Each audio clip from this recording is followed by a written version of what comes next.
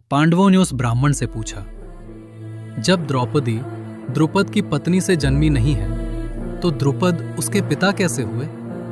और वही बात उस बालक के लिए भी, वो उनका पुत्र कैसे कहलाया?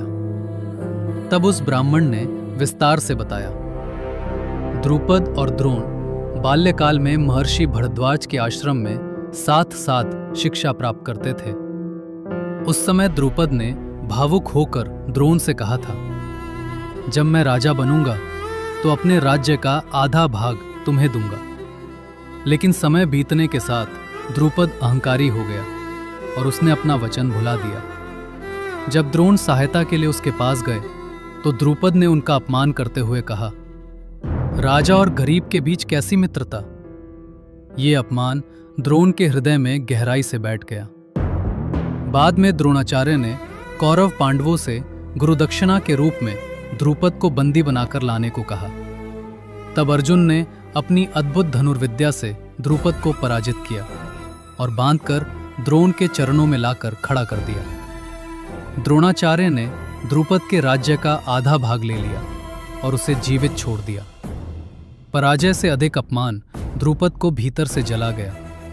वो गंगा तट पर गया और तपस्या करने लगा, ऐसा पुत्र पाने के लिए जो द्रोणाचार्य का वध कर सके और ऐसी पुत्री के लिए जो अर्जुन से विवाह कर सके।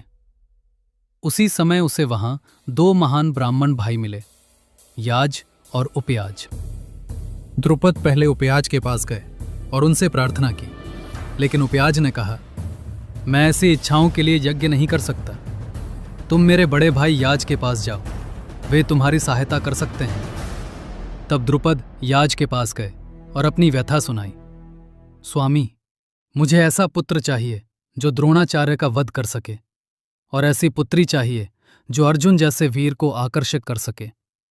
यदि आप मेरे लिए यज्ञ करेंगे तो मैं आपको 1,00,000 गायों का दान दूंगा।